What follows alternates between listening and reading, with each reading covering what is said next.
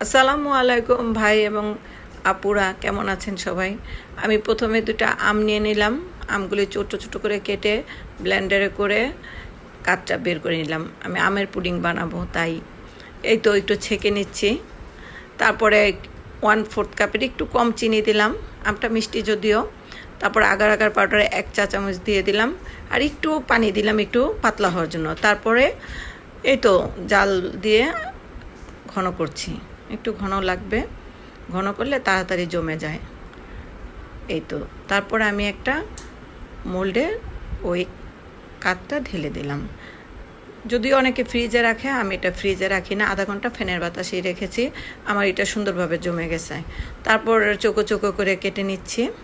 এই তো এই চারকোনা করে কেটে নিলে একটু কিউট লাগে দেখতে এভাবে। তারপরে আবার দ্বিতীয় প্রসেস, আমি দুধগুলি জাল করে নিচ্ছি আগার আগার পাউডার আর চিনি দিয়ে, ওইটার মতো করেই। এই তো তারপরে এই আমের টুকরার মধ্যে আমি দুধ ঢেলে দিচ্ছি। এটাও আমি আধা ঘন্টা ফ্যানের বাতাসে রাখবো। তারপরে আমি এই তো দেখাচ্ছি আপনাদেরকে। এই তো আমার আমের পুডিং মাশাআল্লাহ কত সুন্দর হয়েছে, আর খেতেও খুব স্বাদ। সবাই ভালো থাকবেন, আমার জন্য দোয়া করবেন। আল্লাহ হাফেজ।